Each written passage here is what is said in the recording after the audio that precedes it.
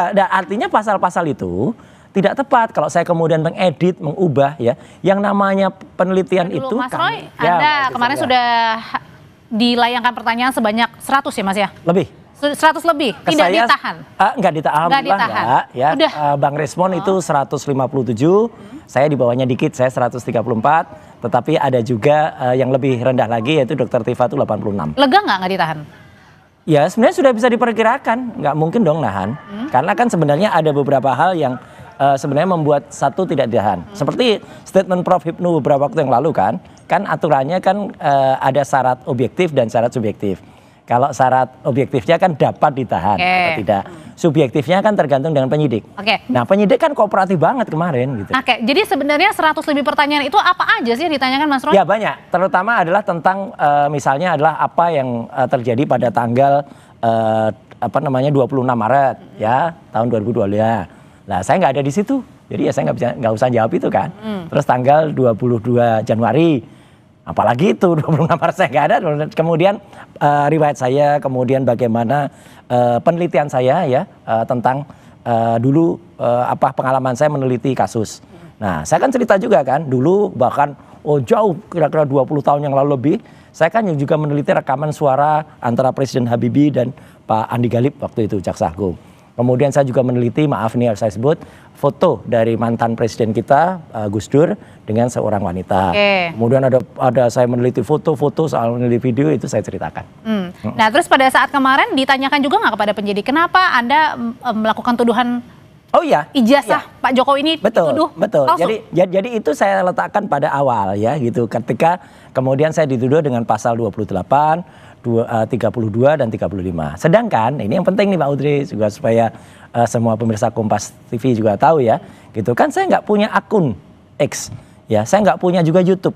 Ya kalau begini kan saya juga diundang ya gitu. Kemudian kalau di YouTube saya juga sebagai narasumber, gitu. Di akun itu kan saya juga di quote statement saya ketika saya di mana. Jadi bukan saya memposting. Bukan saya yang kemudian membuat dapat diaksesnya. Kalau kalimat di ITE kan itu gitu. Klarifikasi yang Mas Roy sampaikan. Iya. Dan artinya pasal-pasal itu tidak tepat kalau saya kemudian mengedit, mengubah ya. Yang namanya penelitian itu kami itu menggunakan software, yang software itu verified, software itu yang kemudian digunakan untuk menganalisis satu gambar. Nah, kalaupun ada gambar itu kemudian dilakukan hasil, ya ini kan tidak mengubah. Karena apa? Kayak kita kemudian memasukkan sebuah gambar dan itu muncul analisisnya. Kayak dulu saya pernah menampilkan di acara yang lain di Kompas juga. Kemudian gambar itu saya masukkan, ijazah itu saya masukkan ke program namanya Luminance Gradients. Itu kemudian nampak kalau itu capnya ada di bawah pas foto. Dan itu bukan hanya dengan kasat mata, tapi itu hasil dari software, yaitu saya ceritakan. Artinya adalah Anda punya tudingan-tudingan yang kemudian membela bahwa Anda ini tidak bersalah pada saat kemarin ya? Ya, bukan membela, faktanya begitu. Faktanya begitu, oke. Nyambung pertanyaan saya sebelumnya, Mas Roy sudah ditetapkan sebagai tersangka, tapi nggak ditahan. Pertanyaannya, apakah Anda masih menuding penetapan Mas Roy sebagai tersangka ini bentuk kriminalisasi? Ya kalau dilihat sebenarnya kan apa yang kami lakukan itu kan metode research ilmiah. Maka kemarin kan juga kita diskusi soal ilmiah itu. Ya bahkan tidak hanya itu, ketika kemudian Pak Dileskrim ya, Pak Dr. Iman Imanuddin ya, SH, SIK, MA itu datang ke ruangan, bagus itu.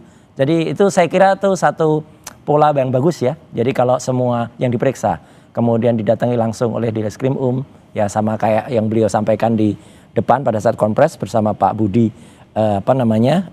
Kabid Humas ya, itu saya kira semua akan merasa bagus. Dan kami juga santai banget, kami di dalam tuh disediakan makan, minum gitu. Meskipun saya menghormati para mama dan para ibu-ibu, bapak-bapak dan semua ada laskar juga gitu yang mendukung di luar. Saya selalu makan di kantin di luar dan kemudian juga karena mereka kan ada juga yang datang dari pagi kan. Tapi saya mau komentar dikit bahwa tadi apa yang disampaikan oleh Mas Semar tadi, kalau itu saya setuju, itu betul ya.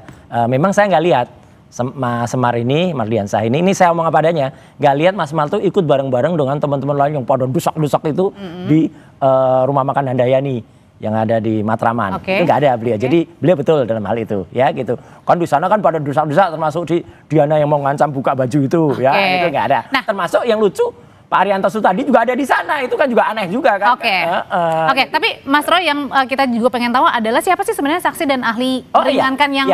Oke, di bawah nanti? Saya akan. Jadi akan ya, berarti belum ya?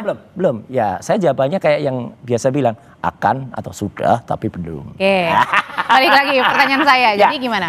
Akan ada beberapa ahli ITE.